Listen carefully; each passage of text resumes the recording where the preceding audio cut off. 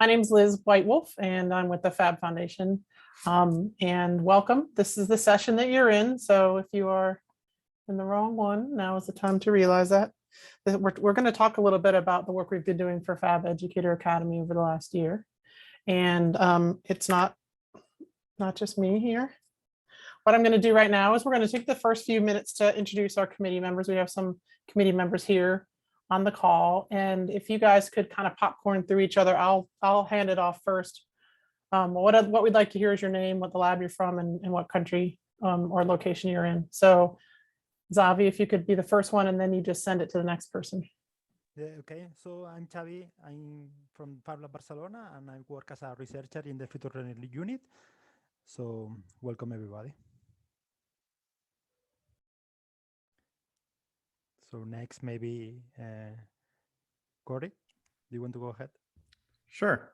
I'm Corey Rice, and I am in New Haven, Connecticut, and I'm a teacher and teach classes at Make Haven, which is the Fab Lab there, and handing it off to Sarah. Hi, I'm Sarah. I run the Fab Lab programs for Cleveland Public Schools in Cleveland, Ohio. I'm currently in Cape Cod, so I'm here today. Go ahead, Brian. Hi, I'm Brian Purvis. I'm in Nashville, Tennessee. A lifelong K-12 educator that found himself in Boston running a mobile app for Fab Foundation for 2 years. And I am trying to see some more people on this. Yvonne. Hey, I'm Ivan Sanchez from Fab Lab Oulu, Finland. I'm instructor there, but I'm also researcher at the University of Oulu in the Faculty of Information Technology and Electrical Engineering. And I have been organizing courses for teachers for 4 years already.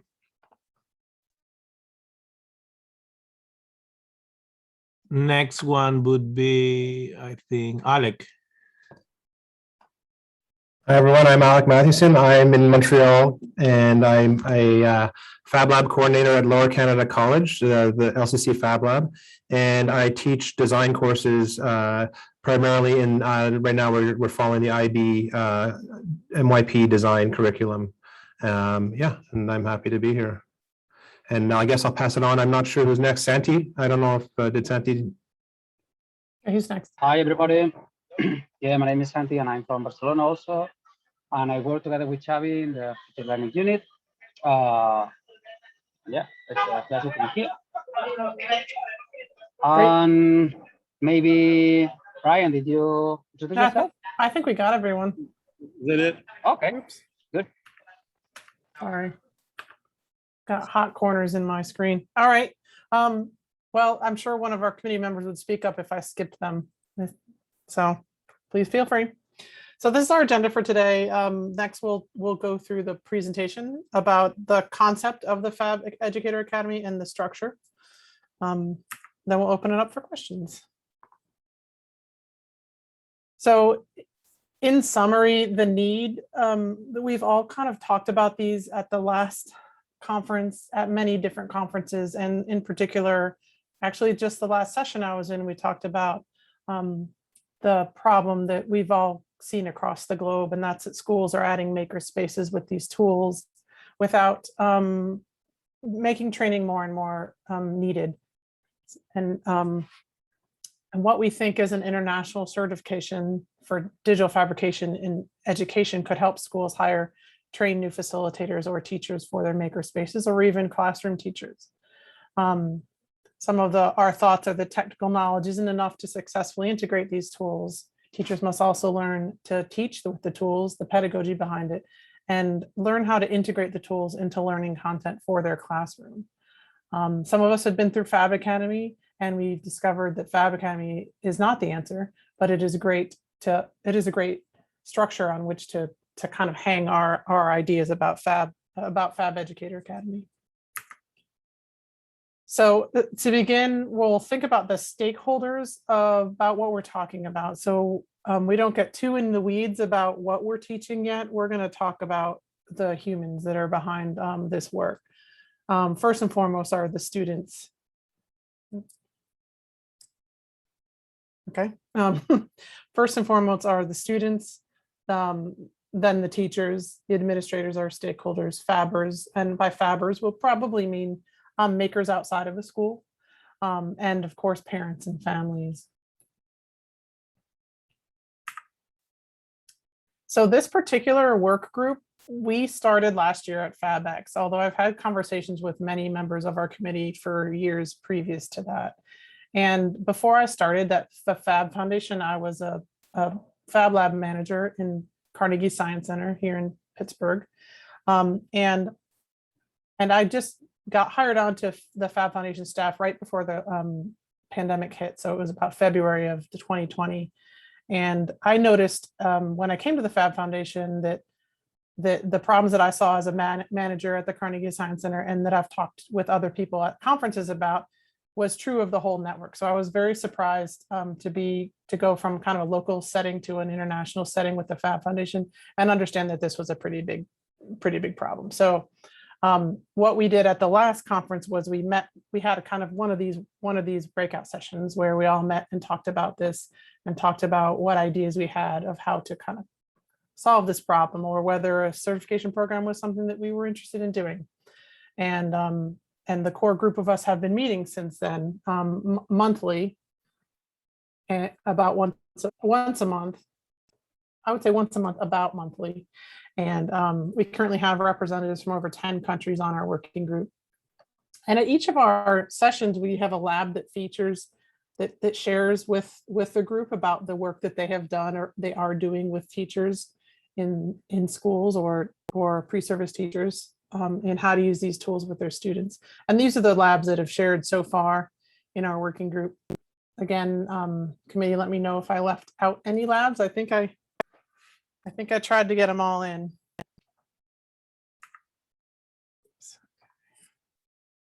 So here, and I talked a little bit about, we have talked a lot about, but I talked a little bit about how Fab Academy is kind of a good structure that we're thinking about putting our Fab Educator Academy onto, almost as one of those Academy programs that you're seeing come up now. And here's a couple point by point comparisons that we've talked about between our scaffold, our structure and Fab Academy structure. And in particular, the differences between the two, Fab Academy being an intensive 20-week timeline, where Fab Educator Academy that does not work for teachers. So an extended timeline with 4 themes. Whereas Fab Academy has 1 project a week, we are talking about 1 large intervention with each theme, so that it's not such a project a week that builds to a giant project. Instead, there are 4 themes. One has an intervention each. Where the Fab Academy is a little bit technocentric in the curriculum, Fab Educator Academy would not be. The other thing was 5 hours per week commitment for the Fab Educator Academy. Again, these are kind of rounded. These are things we've been talking about. Where the Fab Academy is 10 to 20 hours a week. The other thing was the pedagogy and integration topics versus just a technocentric curriculum. I think I just misaligned those dots. Where Fab Academy has global evaluation of the final project, the Fab Educator Academy would have local evaluation of the small tasks and then global evaluation of the interventions. Again, the interventions being those keys to each theme, the project that goes with each theme. And where Fab Academy has centralized lectures, Fab Educator Academy would as well, but the lectures themselves would be distributed among the hubs for this type of certification. So similar to the way Fab Academy has a different lab in charge of the different project, that would be similar to what we would do for our distributed education. And then the Fab Academy has local labs determining how and what to teach for the participants to succeed on those weekly projects. Our local labs would follow a centralized curriculum so that the learning objectives are similar between what a student would learn across the globe.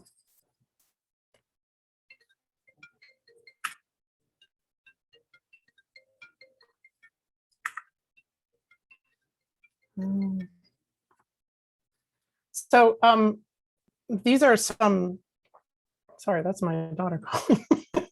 So these are some thoughts framed around our structure. And what we see is weekly, there would be a 60-minute synchronous class, 30-minute interactive session, and then the asynchronous time would be the tasks. Those tasks are smaller projects that just need to be done in the lab, and they're purely technical probably. Every 4 weeks is something that builds to an intervention. And the intervention is the bigger assignment based on these themes, and that we'll work a little bit on that. We'll work a lot on that today. These interventions would take a little bit longer than a week to complete, so it's rather a big project, and it's not a technical project. These interventions would be more pedagogical in design, like lesson plan development, working with a teacher, actually teaching a lesson, developing an assessment for a PBL, something like that. And these interventions would be documented, and the documentation is what we'd look at to kind of see where the learning happens. And as far as evaluation goes, the weekly tasks,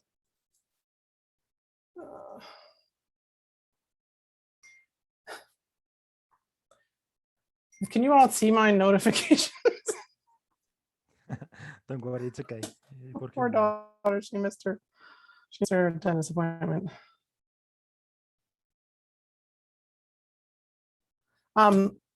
The certification event, as it were, would be kind of the culmination of the project and of the curriculum, and those would be each successfully adjudicated intervention kind of earns a micro credential. Putting all 4 of those into one certification is what we're looking to do. So with all 4 micro credentials earned, students would receive the Fab Educators Academy Diploma, which would be very valuable for some people. We would hang it up on our walls. Maybe actually principals would appreciate it.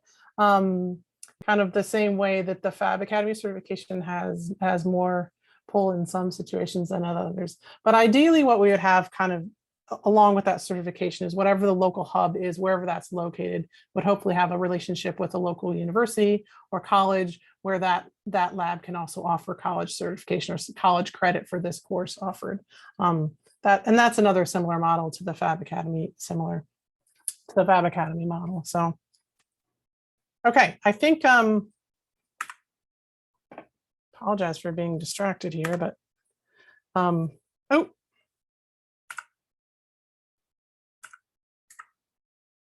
Yes, this slide kind of clarifies a little bit more the differentiations that we were thinking between our interventions and our tasks. Again, our interventions being those intensive weeks or couple weeks where the teachers will have to apply the knowledges from the previous weeks.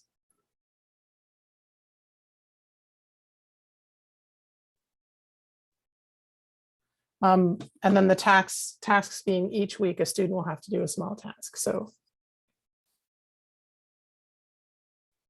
now, committee, correct me if I'm wrong. I lost the Zoom. Okay, here we go. So now would be a great time for us to, and welcome to those participants that came in while I was going through our slides. While I actually zipped through the slides. So now is a good time for question and answers. What we'd like to do at this point is have the committee members answer the questions about kind of the structure of the program, which is what I shared, and not really get into the content so much until the next activity. And our next activity will be a breakout session where we'll brainstorm ideas for content and do some organization on a Miro board about how to share out that content. So what we'd like to do is kind of frame our questioning around the structure that we've shared today. So I'm going to open up the floor. I'll stop sharing my screen for now, and see if anyone has any feedback or comments or questions at this point.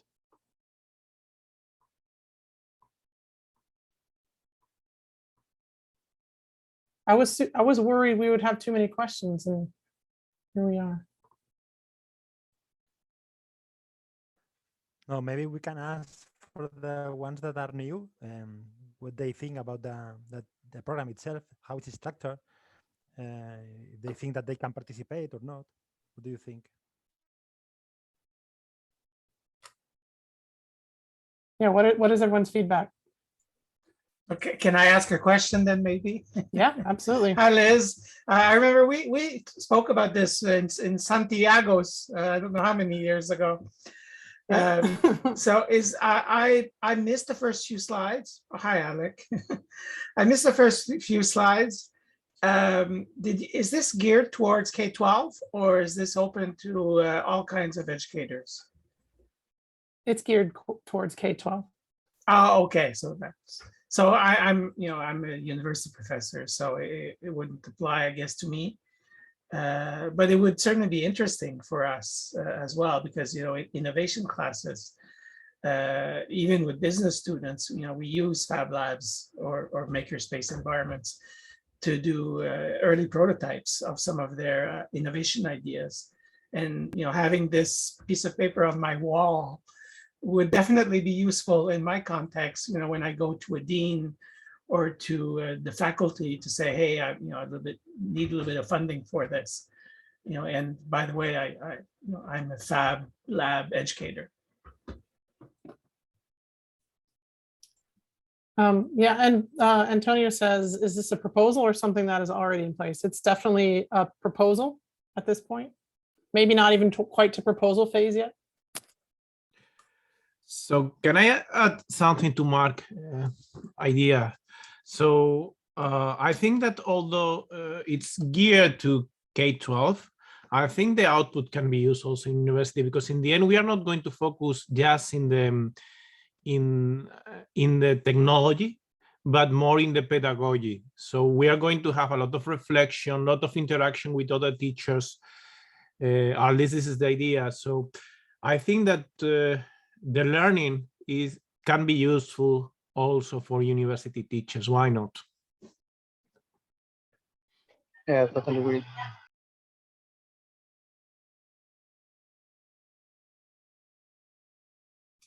And Katie's asked what kind of proposal. Like I said, we're not in a proposal phase yet because we don't have you all will help us get our ducks in a row in this meeting, and we'll move forward. So I would say at this point, it's a proposal to you, to the community. What does the community think of this idea?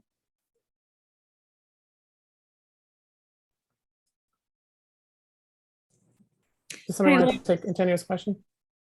It's Teresa Lampe. I would definitely be interested in something like this for my teachers who run middle school maker spaces, as far as training, because we've struggled to find training for the teachers, because I can train them how to use the machines. It's harder to train them how to use the pedagogy of the machines in a setting, in an educational setting.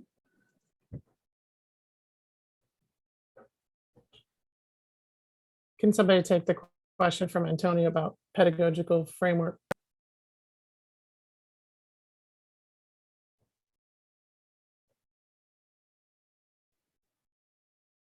So in terms of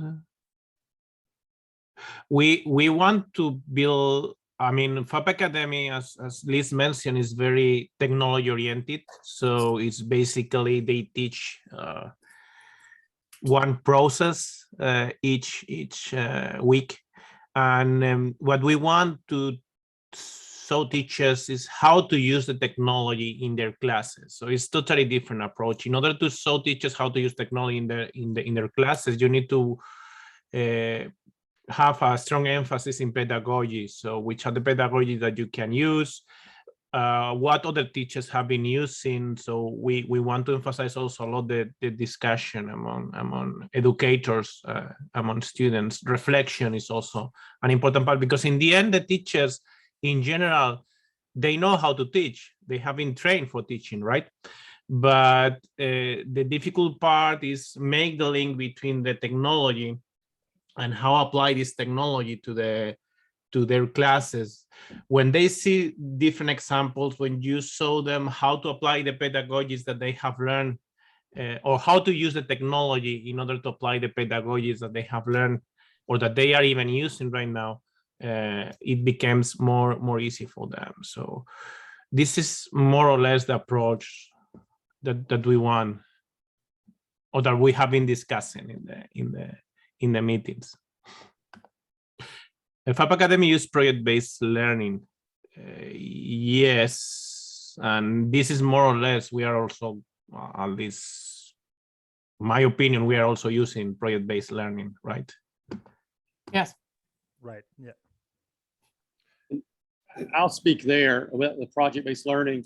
I think project-based learning is the way to go. It obviously is being used in Fab Academy, but in K-12 classrooms, that project-based learning must be paired with what is required by the system to teach. Otherwise, there's no space to bring digital fabrication into the classroom. So it's not just using the model of project-based learning, it's using that model in an English class or in a math class or in a science class or in an art class. That's where we can multiply the number of not just teachers, but students that have exposure to digital fabrication. It's so that we're using these machines, not just in a project-based, but in a curriculum-based environment. Alec, I see you have your hand up. Yeah, just following up on that, as you know, being situated in a school, even though we have this Fab Lab model, I'm pulling teachers in and trying to discuss what we can do in their classes. And it's surprisingly, I mean, whether sometimes the teachers can be intimidated by the space. Teachers can just have that sort of mental block right off the top saying, I don't know how this fits into my curriculum. And so I had a very good exchange with an English teacher who first came in, all she did was cut rectangles on the laser cutter to make, you know, something for posters for her kids. We got her in, but then we said, okay, well, what if we make these posters objects and have the kids decide what they want to do? And it was like a real coaching kind of a situation. And it ended up that we met, because teachers have projects already in mind. They do a lot of project-based learning, but it might not be in the form of making. It could be in the form of go make a poster, go make a video, something, a technology that's been around for a while that they're used to. So my job ended up being really like, okay, well, how can we transfer, instead of making a poster, we use the vinyl cutter and we cut out layers, and those could be a mask related to the story you're learning. So talking to the teacher, what projects are you planning to do? And then how does that translate to the tools here? And then after that, it's like, okay, and this is where this is really important. This is not stressful working new technology. You can get into this. It's actually a lot more agreeable than it might look. So yeah, so it's really kind of a cooperative discussion between myself as the lab coordinator and the teacher, but it still requires a lot of wheeling in. So I think it's really important to have something like this that kind of helps them around those initial concerns.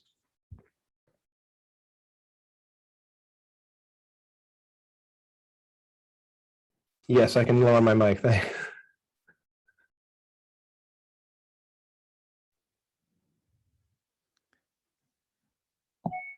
I would piggyback back on Alex's comments of, you know, when a fabricator is using the machines, they're thinking about a purpose or solving a problem.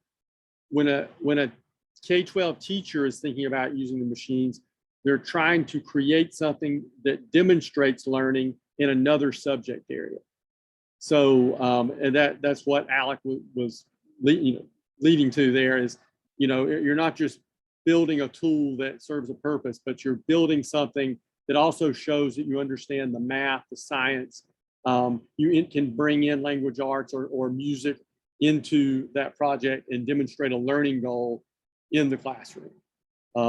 That gives, that lends credibility to the time that teachers have to spend to teach their students how to operate the machines, and for the time that the teachers have to spend to learn how to operate the machines and be part of this training.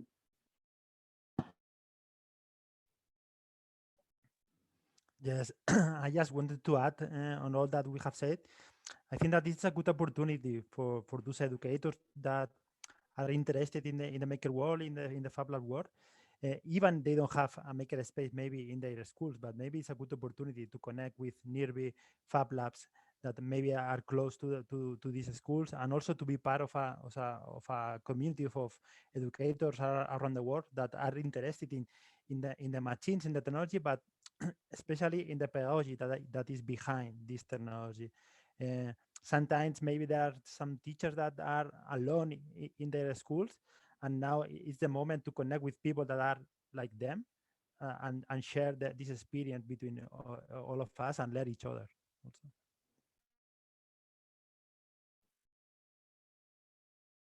Following in what Brian said before, I would like to add that this is the idea of the intervention. Basically, Brian remarked that we want to give them tools so they can teach children maths, arts, history, whatever. And this is the idea of the intervention. So the intervention is not creating, like happens in Fab Academy, some kind of device that turns lights on or off, right? It's to create the learning outcome of the activity, the learning outcome of the intervention.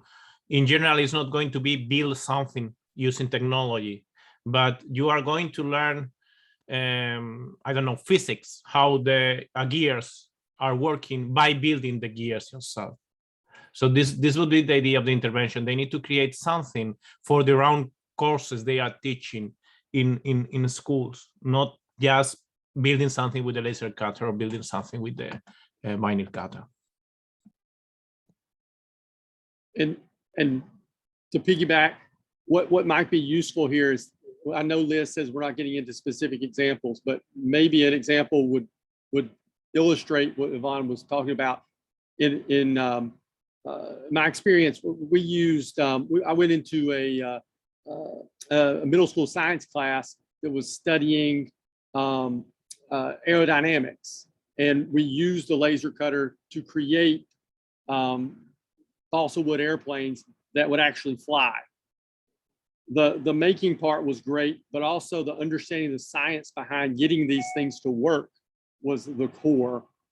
So you can go into a biology classroom and ask students to use 3D printers to create model cells. You can go into art classrooms and use the 3D printer as a medium for the student art, or you can use a laser cutter to take student created art and now etch it into some other medium, and then talk about entrepreneurship. But those are the types of ways to leverage the machine to so that students come out with the content that they already have to know at school, but they also come out with the digital fabrication tools that can be used in that class and in classes further down the line and in their careers.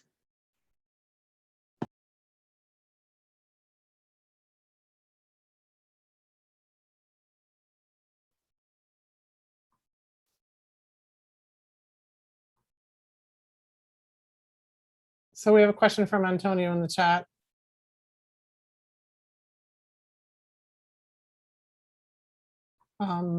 Asking, do we think that Fab Labs could follow the needs of the teachers in their own environment along the way? One of you could respond to that.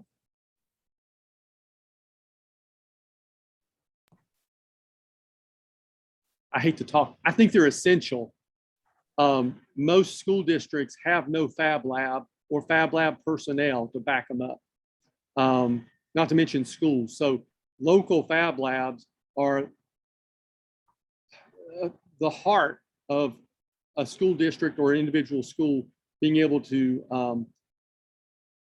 bring this type of technology in, maintain it, and continue to have a way to learn more as the technology changes. The local Fab Lab, to me, is the framework that keeps the logistics going so that the teachers can concentrate on the actual teaching. Teachers are going to need a place to pick up the phone and say, the laser cutter doesn't work anymore, or we're getting this new brand of laser cutter, I need some help. And that's where the local Fab Lab will be essential, because most school systems do not have infrastructure to do that.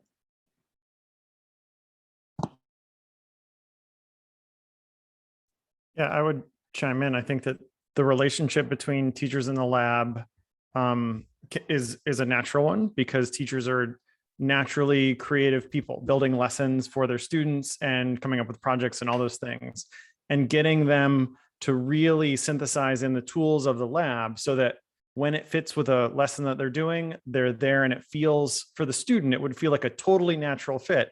Of course, we're going to go in and laser cut bird beaks to learn about finches, right? Those sorts of natural connections are the sorts of things that we're hoping we can get by having teachers who are certified and understand the machines well enough that they're able to use these in natural ways that enhance the experience for students. And this is a reason why this training, while meant for educators, is actually really good for Fab Lab coordinators too, because it gives them insight into what is needed in the schools, which tend to be very insular. It's hard to kind of figure out what's going on in there. The teachers and administrators are always busy. So this gives them some insight about ways that they can call up schools, call up systems and say, here are some services we can offer as you move forward in using digital fabrication and integrating that into, for your students. All right, well, we're going to get to the part where we go to our Miro board, and each of our breakout groups is going to have their own part of the Miro board. I'm going to copy that Miro link into the chat. I'm doing too many things here. And I will randomly assign us all into breakout rooms. There will be a committee member in each breakout room to kind of lead this activity. But what we will be doing is, share my screen again. What we'll be doing is we'll brainstorm. This is where we're getting to content. I know that people want to start talking about content. Is on your section of the Miro board under your group, you'll brainstorm modules and ideas. And then we'll organize and define those in kind of themes. And this is something actually that our working group has done together over the past few months, where our working group has kind of gotten stalled is right here between taking our content from somewhat organized according to like tool, system, or pedagogy, and then clustering it into themes. So if we're talking about 4 different themes, what are those themes and how do they relate? And we'd like those themes to grow out of the content that we think is important, instead of what we've talked about, like kind of top downing the themes by coming up with themes that we think we would like to work towards. I think working this way has been challenging for us, but we're hoping that we get some help from the groupthink today, in that how does our content, or what we want teachers to know about these tools and these technologies and these integration strategies, how does that really organize into 4 different themes? And if you want to think about the themes as each intervention, that might be a good way to think about it as well. We also haven't discussed what our interventions will be. Will they be a developed lesson plan that they share on scopes, or an assessment tool, or there are a lot of different ways we can think about what these intervention projects will be. So I'm going to ask everyone to do now is to click on that link in the chat, find the Miro board, and I will assign you into a breakout room. Whatever number is your breakout room is the part of the Miro board that you will go to. If you've never used Miro before, it's pretty self-explanatory, but when you get there, there's just a little 5-second tutorial reading to do. So go ahead and do that in the lower right-hand corner of your screen. While you get acquainted with your Miro board, I will. Yep. No. Just I wanted to just one comment. Mm-hmm. So on the top of the Miro board, on the top of the, let's say, on the groups, so there's the, let's say, the outcomes of our exercise. Just if they see one, let's say, that is full of post-its, it's because it's the ones that we did.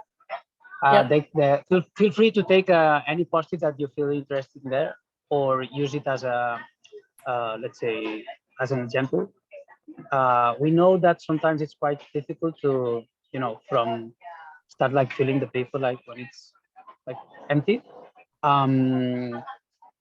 But yeah, so this is why we wanted to share with you.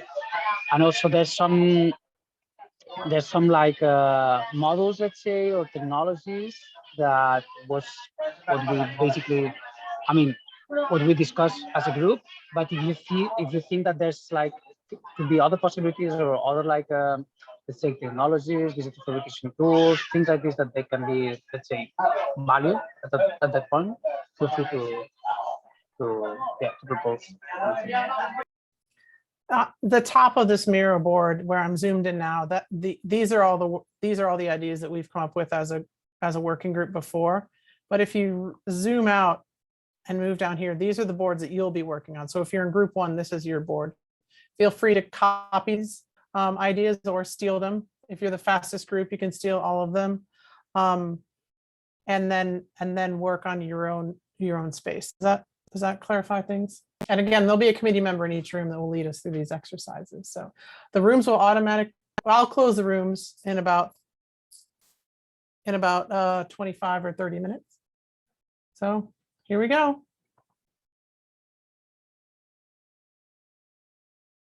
Go ahead and click join when you're invited to a breakout room.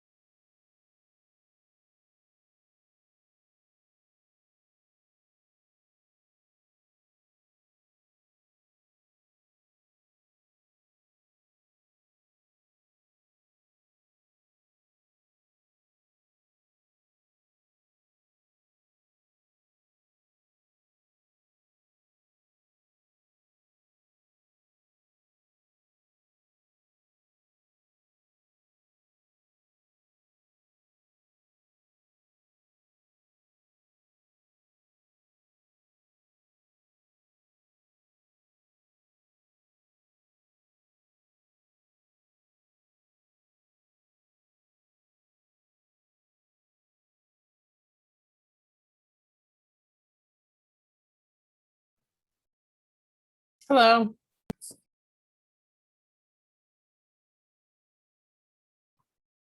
Can you hear me? Hello? Hi, we're in breakout sessions. Do you want me to add you to one? Oh, I'll wait until the breakout session's done. Well, it's going to be another 15 minutes, Oh, okay. 17 minutes. What is going on in the breakout session? We're coming up with some content ideas for our Fab Educator Academy. Oh, okay. So I'll put you on. You'll figure it out. It's Okay, thank you. not that complicated. Thank you. Let's see here. There you go.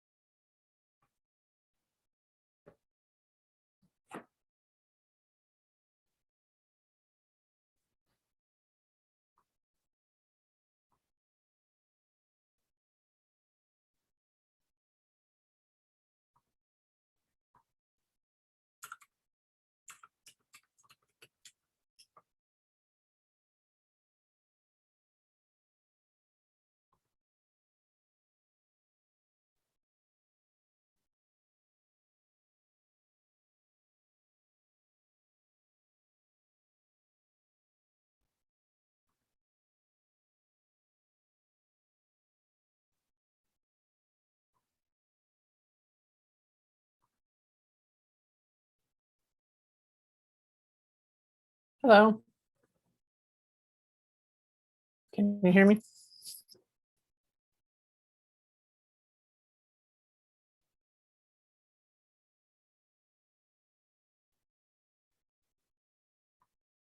We're in breakout rooms.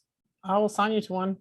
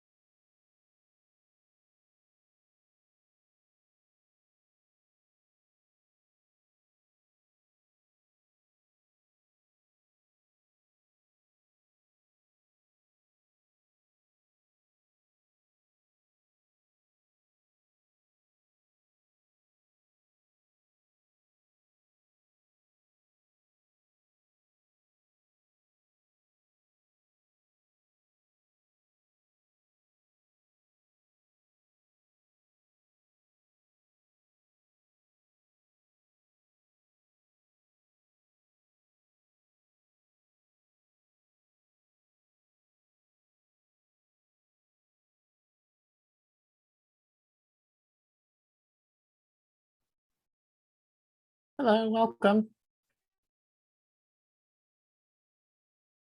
Can you hear me?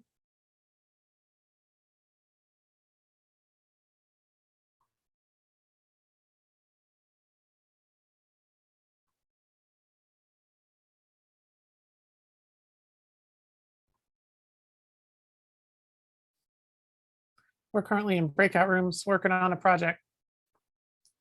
So if you just want to hang out, that's cool. Or I can assign you to a breakout room. We have about, let's see, we have about 10 more minutes.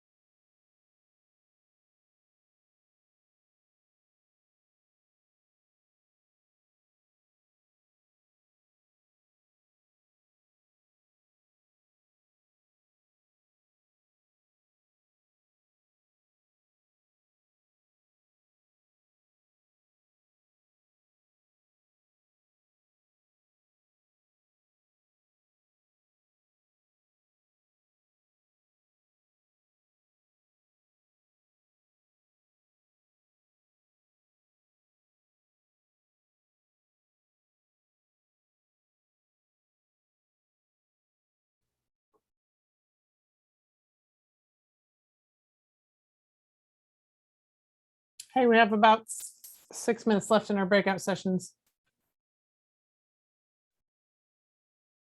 I'm going to close the breakout rooms automatically in 6 minutes.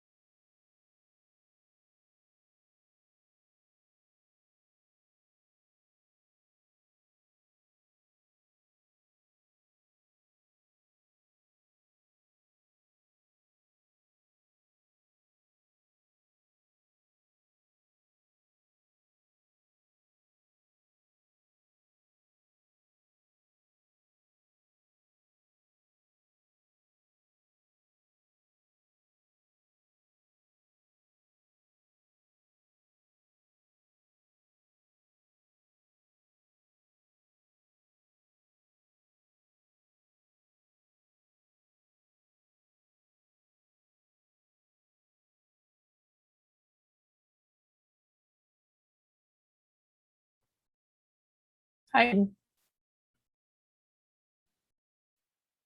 Hello. How did it go? It went okay.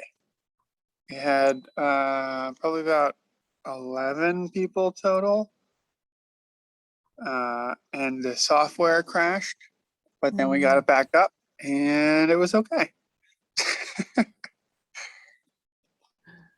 We're in breakout rooms right now. I can see, yeah. How are things going here? Pretty well. We had 37 people. Wow. Mm-hmm. We're just the people who came in are just kind of waiting for the breakout sessions to end, but so far it's going well. I think, I mean, at the beginning I was a little off. Hang on a second. Sure.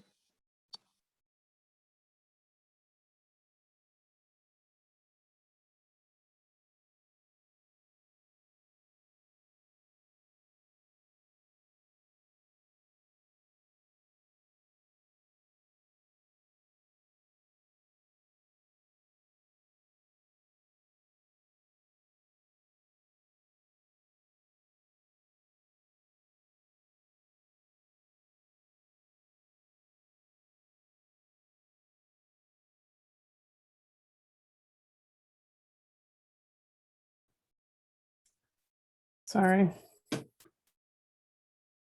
No worries. So did you do that integration session? Part of it? I got to see basically the introductions, and then my co-moderator, co-instructor showed up, and I had to leave. How was that one? It was good. Good. Yeah, it was good. That's great. Yeah, I know they like double booked me for this session and then shortened my session without me realizing it. So I only had an hour as opposed to an hour and a half, but that's fine because only 11 people showed up. So that was good. But that was in person, right? Technically, yeah, but the people that signed up for it never showed. So we had just the kind of people who were milling about come in and make something for either an octopus or an archer fish from the aquarium. Oh, okay. Yeah. It's cool. We had like a particular challenge that they had to design for. So I got in contact with the octopus and the archer fish team at Shed Aquarium. And they gave me like a set of things that they want or would hope to have for their enrichment items for their animals. Neat. Yeah, it was really cool. So yeah, now we're just hanging out here. I think the reception at Dassault starts at like 4:30 local time, and then I think it goes till 6. So I'm hiding out until things begin.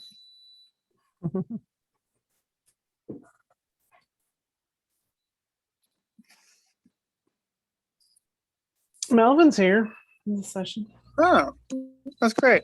Let's see, dipped out. Let me see. I can tell when people dip. How much time are you giving people till they return? It was a 30-minute breakout session, so they better have gotten stuff done.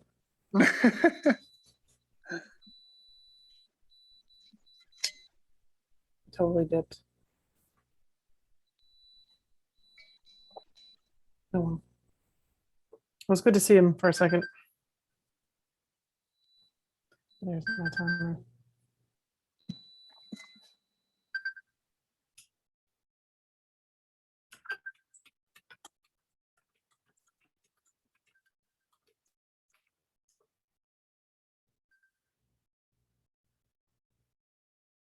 I click close rooms. Will it close in 1 minute or will it close immediately? Do you know? I got the message saying I'll just close in 1 minute. Yeah, I typed that in. But if I click this close all rooms, I'm not sure if it'll close them all immediately. I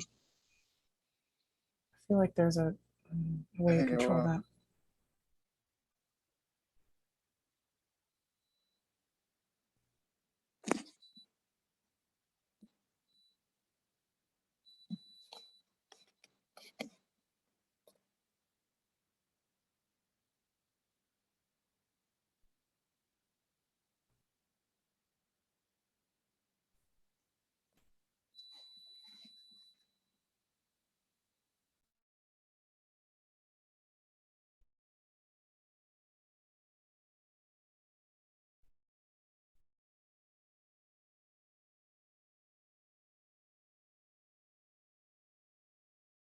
I have closing the rooms. Everyone will be kicked back here, I guess. Oh, 60 seconds. What I thought might happen. Oh, really? Okay. Oh, there we are. Hello. We got cut off, Liz. Sorry. Zoom's very rude sometimes when it comes to the. Sonia was making a great point. It always is. That's what's great about her. And now I won't remember. Oh, Oh, I do. I wrote it down.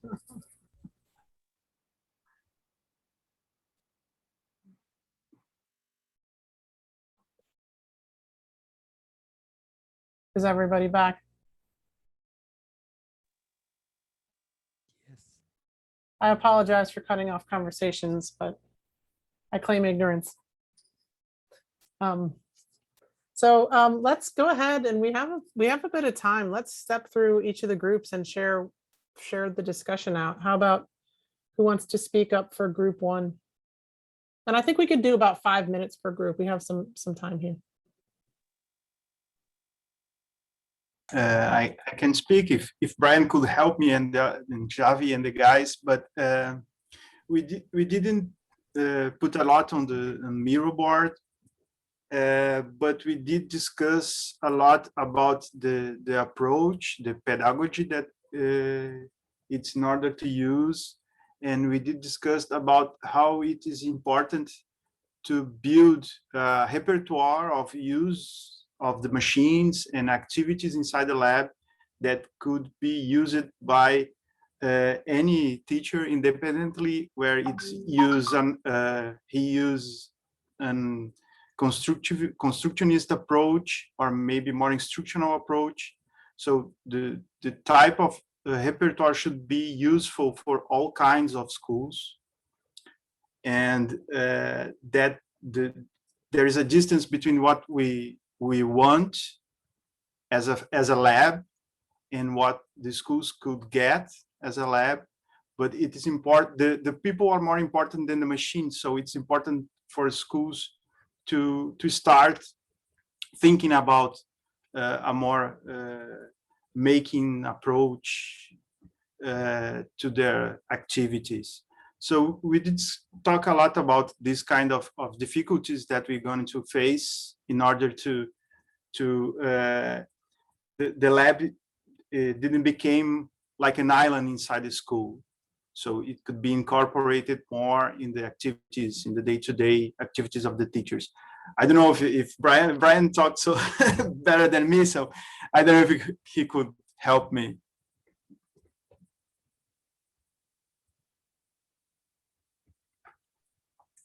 You're muted, Brian. I think you did a wonderful job. As a former K-12 educator, as I told our group, it's we just want it to be practical. If we really want to help change classroom instruction, we have to in this process create something that teachers learn about one day and can take back to their classrooms and use the next. That's what they need from us. And then over time, they become more a part of our community, and they understand more our roots. But this is such a powerful thing for K-12, and making it as accessible as possible, I think is super important. And I shared with the group, someone here sent me a private message earlier asking, do you wait for the machines to start, or do you start with what you have? And I'm like, and I start with what you have, which is a little different than a Fab Lab approach where you have this set number of machines.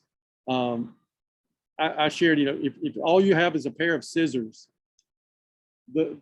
if we can give teachers a methodology for eventually using digital fabrication, but more importantly, just being able to use any technology to teach content in any subject area, then as the machines arrive, the products will get better. But don't wait. teachers can't wait, students can't wait. We need something that can start as soon as possible. And that's why, in my opinion, the pedagogy comes first and then the technology comes second. All right. Anyone else Liz. from group? Yep, Quick question. Hey, Liz, how you doing? I'm good. Hey, quick question. One of the pushbacks I had, it's a small pushback, but I think it's important, was that the notion of how you make this uniform in international settings when you have spaces like Fab Lab, Ulu, or some other spaces that are strict, trying to really work out this constructionism side of this, and with other sides being so tool-centric around this, how do you merge those two things together? And that's a slight plug. Sherry and I are doing a paper on this subject tomorrow. So just as a little plug. Oh, so you have the answer? No, you're going to have the answer. No way. No way at all. Yeah, we already arm wrestled about that at our first meeting, and the pedagogy side won. So no, honestly, you're right. There's a need for the overlap. And I think the solution is the centralized curriculum, even though we have localized instructors and we have global evaluation, and we have kind of a global curriculum. And if that curriculum centers the pedagogy and the tools kind of second, then we'll expect each participating hub to follow along. All right, who wants to share out from group 2? I think group 2 got further along than group 1 did. Does anybody want to? No. Okay, I'm happy to share. Yeah, so we kind of were going through a bunch of things and realized that there wasn't, very much put into the technology side. And that's a good comment, sort of relating to what was just said. It's understanding the people and the approaches to learning. I actually added a section in the blue because we have classroom practices, lesson planning, theory, and pedagogy. So we added approaches to learning because it fit more of the things we were brainstorming, like growth mindset. And the other thing is classroom practice, like being prepared to deal with learning through mistakes and the soft skills. So, things are hard and fun at the same time. So this idea of hard fun, and how do we set expectations? And then one of the things we talked about too was having it so that, maybe we were trying to think of what are these interventions? And then the idea was sort of maybe we do more teaching, getting teachers to work on designing manipulatives and tools that they can then use to help them teach a subject. It doesn't necessarily mean, so you're separating the idea that the Fab Lab is there as a way to build the curriculum around the Fab Lab. You're designing a tool that you can use. And that's what, Brian, I think you were touching upon. You end up having a more personalized approach. It's a meaningful project for the teacher, and they can get into it at the way that they get into it. And once they understand it more, then the other stuff will start to make sense. So I don't know, group 2, is there anything that I've forgotten? I forgot a lot, but is there anything that you want to add? I would just add that I think it's important for more advanced students, especially nearing 11th and 12th grade, that they begin to teach themselves to move on. They create open source information because they're utilizing open source information, at the very root of everything. So. Thank you. I really like that that addition that your group made, approaches to learning. It seems funny that we hadn't thought of it in that term, but that's exactly what it is. And even the open source is also kind of as well falls under that approach to learning. Thank you for sharing. Well, I can't wait to unpack these. All right, what about group number 3? How can you guys share? If I can share for group number 3, unless there's somebody else who was in that really wants to go for it. Let's see. Well, feel free to chime in, group 3, if you want. But I think that we started off just sort of reading the board, seeing what was there, and then tried to move forward and really stayed focused on what are the big ideas that we think need to happen, need to be essential in whatever these 4 themes turn into. And it got a little splintered. There's some key concepts that we really agreed on I think that there's they're listed in themes 2 and 3 for no good reason, but there's the like foundational importance of teachers need just the experience in the lab, that they need some time to build experience with those pieces of equipment. And it may feel a little silly to say that they need time to learn the machines, but they need that time for some unstructured play with the machine so they can build confidence that when they're then following up by designing lessons, that they understand the machines well enough to know what the potential of them is, or how they can like creatively tweak what's available. And the machines will change out, right? Like over time, we're going to have fancier 3D printers, or we'll have new things that become available. But this ability to have playtime with whatever tool is available is always going to be essential, so that a teacher can learn and think about how to use it in their classroom. And then the theme 3 is the one that Sonia was talking about right at the end, is that really it's probably going to be essential that not only do the labs know how to do this, but the teachers also need to know how to communicate the relevance of the lab for their classroom, and how to communicate that to all the stakeholders. So if we're going to have these teachers who are certified, they really need to know how to advocate for themselves and say, this is something that helps my lesson, and here's how it does it. And these are the ways that our classroom is better because we have these Fab Lab connections. And so being able to communicate that, being able to talk to parents and administrators in language that is focused the right way for those groups is going to be really important. And a big part of that is how a lab can take something that's concrete and abstract, like the example gears came up earlier, how if you're learning about gears from a book, that you can probably learn it, but building them is really going to be what cements the idea for students. And being able to explain that succinctly is going to be important for any teacher with whatever their lessons are. And we also had this themes popping up in the left in the brainstorming ideas, where it's just sort of a more like procedural going through, where you have the basics of the machinery. It's almost like the 5E model of learning just spilled right out, where you have some experience at the beginning, then you sort of explore and deepen. You can then collaborate and connect those ideas and then communicate that back out, is definitely something that feels like a natural fit for all of these pieces together. Then we have lots of other ideas that we still need to clean up a little. But yeah, it's group 3. Thank you. Thank you for sharing. That is a lot to unpack. Anybody have questions for group 3? I see you guys are still working. All right, let's move over to group 4 then. Thank you very much, group 3. Who wants to share out for group 4?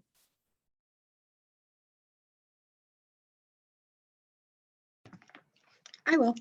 Hi.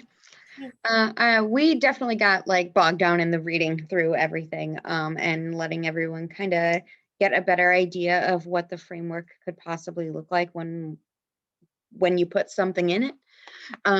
But we definitely talked a lot about not just teaching content, but also the design process, and how a lot of times at the end of a project, we feel one might have landed or stuck a little harder than the other, and trying to reinforce through not only the pedagogical side of things, but also through different use of machines to make sure that students, our teachers, are learning a lot about the design process, how to teach the design process, but also getting the content they need, whether that content be a science standard or the content be how to properly use a machine. I think that across everybody thinks that kids need to do more programming and computational thinking on one way or another. And considering I don't know how to do any of it, that maybe I do too. And then the big things that we talked a lot about were that a teacher who's going through this process might be the only teacher in their school who does this kind of work, or maybe only one teacher gets sent to this kind of a training, and they need to kind of learn how to be the hub, or how to work collaboratively with the rest of their teachers on their staff to be able to come to them and say, hey, I saw you did a project on volcanoes last week with your fourth graders. How about next time you do that, we work together and maybe we can 3D design those, or we can, how can we push digital fabrication in and collaborate with other teachers? And then I think our favorite little blurg was not only having a giant project list, which of course we should all go check out Scopes, but also just maybe a little bit more of that, but also problem list, and how projects and problem-based learning kind of get smushed together and are used interchangeably sometimes, but they're not.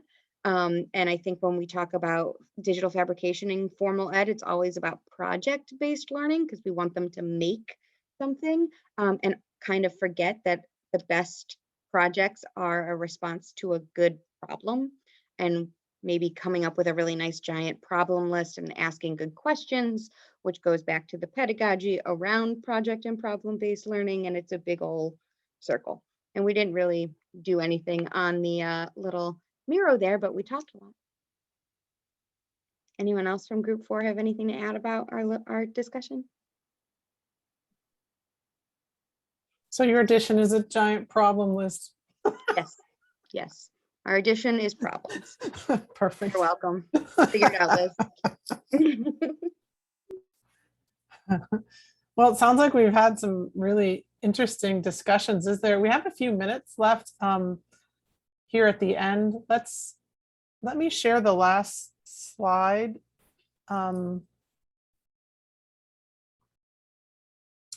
If you are interested in learning more or even joining our working group, we are looking for members, especially members with experience doing teacher professional training and curriculum writing.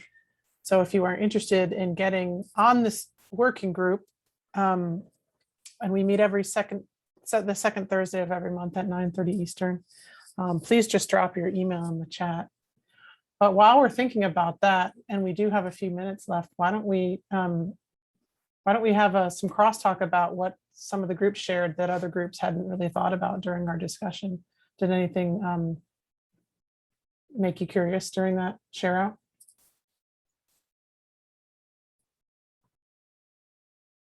And just unmute yourself and ask or share it.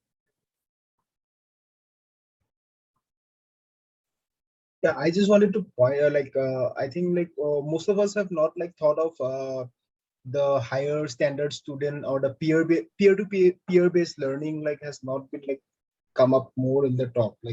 How do you engage the students itself, help other students to learn new things? And I think I personally have tried this out, and I found it really helpful. When you are a single person and you can at least have a good trained, suppose 10 students, and they can help out in your classroom to deliver the lesson to a broader mass of students.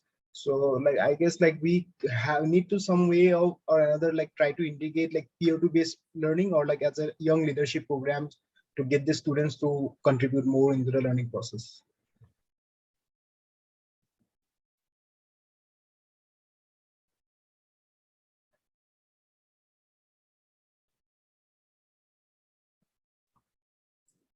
I think to kind of go off of that peer-to-peer learning, I think a very valuable, and then also to add a little bit to the conversation on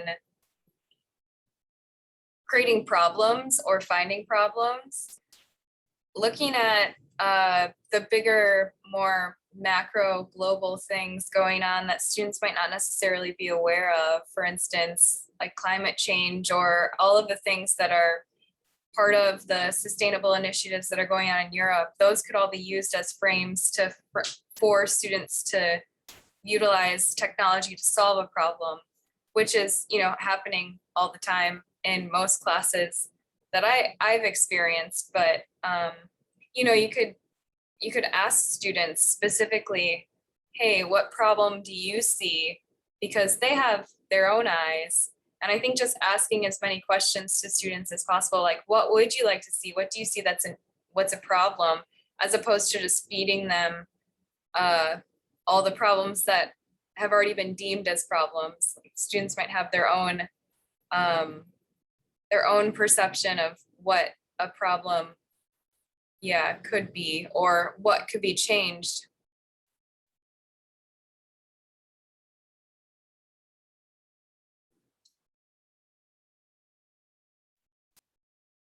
I think design thinking can be a best way like to introduce students to the process of actually identifying problem and like try to see what problems are, I guess.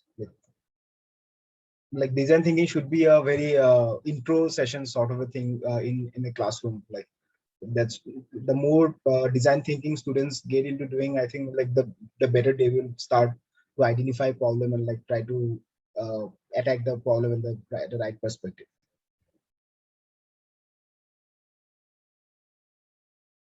Like having design thinking as a core part of like any session, like or teaching design thinking to everyone.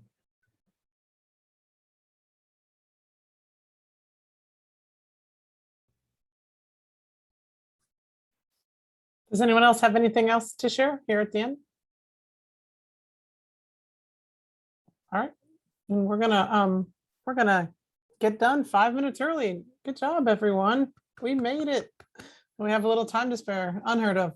So thank you all so much for coming. I'm going to save the chat, and if you've written your email in the chat, you will get an email from me.